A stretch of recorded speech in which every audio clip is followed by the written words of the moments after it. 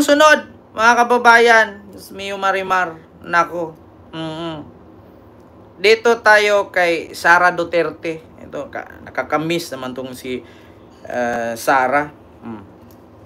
Itong kay Sara, mga kababayan, ngayon mga kababayan, nasisilip na si Sara. Bakit? Sa sunod-sunod kasing travel ni Sara, mga kababayan, siyempre, tayong mga taong bayan, no? Mga Pilipino, siyempre, 'di ba? May mga posisyon yan sila sa gobyerno, lalo na si Sara, pangalawang pangulo. Tumatanggap ka ng sahod mula sa tax naming mga ordinaryong Pilipino, tas hindi ka nagtatrabaho, tapos puro kagala. Ngayon mga kababayan, napansin itong si Sara ng Kongreso. Nako, ano na naman kayang plano ng Congress dito? Hindi ba kaya pwedeng i-awol nila si Sara?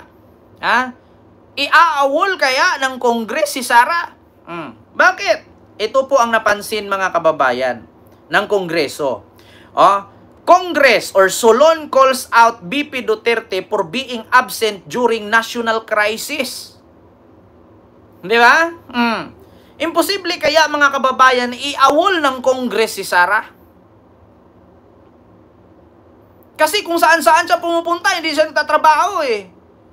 Di ba? Tapos sumatakbo siya ng kumukuha siya ng sahod.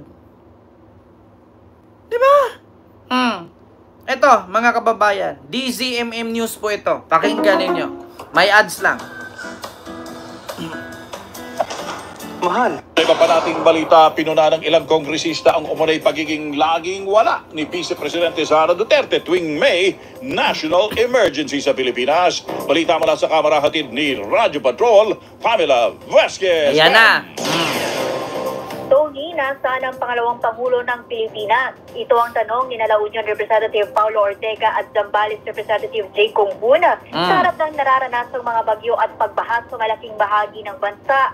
Welta pa nila na tuwing may national emergency umano ang bansa ay absent o nasa ibang bansa ang bise, kaya ngayon na maraming tahanan ang nawasak at mga pamilyang inilikas dahil sa kalamidad. Sumasalamin lamang nila ito sa kakulangan sa malasakit at pamumuno. Hindi rin nila ito isolated incident. Ngayong July 2024 ay lumipad ang bise kasama ang pamilya pa Germany para manood umano ng concert habang humahagupit ang bagyong Karina. Pinagpapaliwanag din nila ang bise sa timing at layunin ng mga biyahe niya abroad at kung saan kinuha ang perang ginamit sa mga flight. Samantala, Tony, sinabi ni House spokesperson Attorney Princess Abante na tatanggalin na ang traditional na red carpet para sa SONA. Pero paglilinaw ni Abante, mananatili ang red carpet sa main at rear entrance ng Session Hall. Nanindigan naman ang Kamara na walang stage ceremonies, fashion coverage o photo setup sa red carpet area. At yan ang balitang kumpirmado, sigurado, ito ang Radyo Patrol. Diba, mga kababayan? Biruin nyo, napansin ni G. Conghun at ni Paulo Ortega itong laging wala ni Sara pagdating sa national crisis. Diba? Hindi ba kaya, mga kababayan, tanong ko lang, kasi kapag tayo ang magtrabaho sa isang kumpanya, kapag hindi ka pumasok 1, 2, 3 araw, iaawol ka nang hindi ka nagpapaalam. Bakit si Sara pagdating sa sakuna, baha, sunog, lindol, dilubyo, wala? Hindi ba po pwede, Ma'am Catherine Lucido Hilupo, hindi ba po pwedeng i-awol na lang siya? Meron bang ganon, mga kababayan? Tanong ko lang. Kasi ako, hindi naman ako lawyer at higit sa lahat, hindi ko rin alam yung batas kung may batas ba ang gobyerno na kapag ikay empleyado sa gobyerno at hindi ka nag-duty ng ayos, ay i-awol ka. Kasi ako, may mga kaibigan ako, nagtanong ako kanina, mga kaibigan ko sa City Hall nagwo-work, sa Maynila, sabi niya, Ken, ang dami kong kaibigan dyan sa City Hall sa Maynila, sabi nila, Ken, kami dito, kapag hindi ka pumasok 1, 2 araw, 3, tas wala kang sick leave, or wala kang record, yeah? Wala kang maipakita ng record, talagang i-aawol ka. Di ba? Bakit hindi? Bakit hindi i-aawol, mga kababayan? Kasi yung mga ordinaryong worker dyan sa mga empleyado sa City Hall, sa Malacanang, kapag hindi ka mag-duty ng 1 linggo na walang saktong paalam, di ba? Ay dapat i-aawol ka. Pero bakit ganon si Sara? Oo, dapat lang awol na yan, tanggalin na. Takot si Sara kasi baka, ano daw?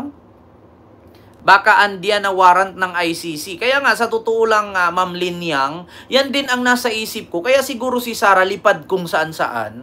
Lipad kung ganito, lipad ganyan. Hindi siya nagmamalagi sa Pilipinas. Kasi siguro, ang iniisip niya, yung ICC warrant. Yun yung kanyang iniiwasan. Di ba? Oh, mga tae, kahit wala yan sa Pinas, mauuna pang tumulong OBP kaysa sa admin. Alam mo, Ryan Floriano, tanong ko lang, saan po ba sila tumulong? Yun bang binaha ang Naga, nauna ba ang BP? Yung binaha ba ang Maynila, nauna ba ang Office of the Vice President? Anong sagot ni Sara? Kaya po hindi kami makatulong agad-agad kasi wala kaming budget. Ultimo nga, pang burol assistant, wala sila eh. Tapos sabihin mo, kada may dilubyo, kahit wala si Sara na unang tumulong ang Office of the Vice President. E di sana, dapat ang naging Vice President, yung sekretary niya. Binoto siya ng taong bayan to serve. Yeah? Sa tao. Hindi siya binoto para lilipad. Di ba? Hindi siya binoto ng taong bayan para lumipad kung saan-saan. Kasi ang role niya, Vice President. Hindi po niya role, si Dora. Bakit? Siya ba ang sumalo kay Dora? Natalo na ba si Dora? Pag inggit, pikit. My God, hindi talaga ako naiinggit sa kawatan, uy. Diyos ko, hindi ko kainggitan yan. Kasi alam mo kung bakit? Hanggang sa kaapu-apuhan niya, mananatiling kwento siya. Ako hindi ko kinakainggit yan. Kung ako kamag-anak ko yan, itatakwil ko yan at hindi ko kilalanin. Bakit? Hanggang sa kaapu-apuhan niya, mananatili siyang kwento. Hindi niyo ba naiisip yan, mga DDS? Walang kakainggitan dyan. Kasi bakit? Hanggang sa kaapu-apuhan niya sa kuko, hanggang sa kaapu-apuhan niya sa dulo ng bulbul niya, gawin siyang kwento. Hindi mo ba alam na ilagay sa kasaysayan yan, first ever, babaeng Vice President, corrupt? At saka kung ma-impeach, kauna-unahan siyang Vice President na na-impeach. Kaya hindi kainggitan yan, tanga. Hanggang sa kaapu-apuhan niya, mawala man siya ilang siglong makalipas, hindi siya makakalimutan. Mananatiling kwento siya sa isipan. Yeah? Bakit sino ka para kilalanin ni Sara? Sino po siya para kilalanin ko? Nakatulong ba siya sa akin? Bakit ikaw, DDS, natulungan ka niya? Tanga, kahit ikaw nga mismo hindi ka kilala. Ikaw natulungan ka niya? Bakit? Anong naitulong niya sa iyo? Mismo nga mga constituent niya, hindi nga niya natulungan nung panahon ng baha. Diba? Huwag niyo na ipagtanggol si Sara. Alam niyo kung bakit? Ang hirap ipagtanggol sa kanya. Ang hirap ipagtanggol ni Sara. Ako lang sa totoo lang. Sa tagal-tagal kong nagaganito, ang hirap niya ipagtanggol. Bakit? Kasi siya mismo hindi niya alam ipagtanggol ang sarili niya. 2028 is coming. Are you sure? Abot siyang 2028, hindi siya ma-impeach? Are you sure 2020 hindi siya hulihin ng ICC? Diba? Kahit ako mismo ang hirap ipagtanggol, maskin si Digong nga eh. Hindi kayang ipagtanggol ng abogado niya. Kaya wag niyong, alam niyo sa totoo lang, wag niyong pagpilitan yung Sara at Digong ninyo. Kasi mismo, yung abogado ni Digong, hindi siya kayang ipagtanggol. Diba? My God. Oh my God. Ako na nagsabi sa inyo, hindi dapat kainggitan yung mga ganyan. Kasi hanggang sa katapusan ng kaapu-apuhan niya at lahi nila, kwento siya. Hindi mawawala yan. May anibersaryo yan. Parang si Jose Rizal yan. Diba? Parang si Jose Rizal yan. Diba? Parang si Jose Rizal yan. Ilang daang siglo na ang nakalipas. Mula nung sinakop tayo ng mga Kastila, si Rizal kilala pa rin sa pagiging bayani. Pero si Sara kilala sa pagiging kurakot. Yun ang totoo. Di ba? Hindi dapat kainggitan yan. Kung ako sa'yo, saksakin mo sarili mo. Tignan mo kung may Sarang pupunta dyan. Di ba? Saksakin mo yung sarili mo. Kung putang inang DDS kat nanood ka sa akin ngayon, tignan natin kung may Sara na pupunta, tulungan ka. Wala. Maskin nga kayo mag-asawa, magpatayan kayo dyan eh. Yeah? Ryan Floriano, kahit magpatayan kayo ng asawa mo, hindi ka tutulungan ni Sara. Mark my word. Kahit sinong didiis dyan na nagrally-rally sa Davao, sa buong Pilipinas, magsaksakan kayo. Tignan ninyo kung may sarang pupunta sa inyo. Yun nga mga nagrally sa Qatar, niya, tinulungan ba ni Sara? Nga. Yun ngang pulis na natanggal sa serbisyo, yung vlogger na pulis, tinulungan ba ni Sara? Nga. Tapos ikaw? Di ba? Bago mo dapat ipagtanggol si Sara, make sure na nakinabang ka. Wala. Hindi kayo pagtanggol niyan. Di ba? Challenge ko kayo, kung may asawa ka, magsaksakan kayo, kung pupuntahan ba kayo ni Sara. Daming natulungan ng mga Duterte. Yes, yung mga kapwa nila, mga drug lords.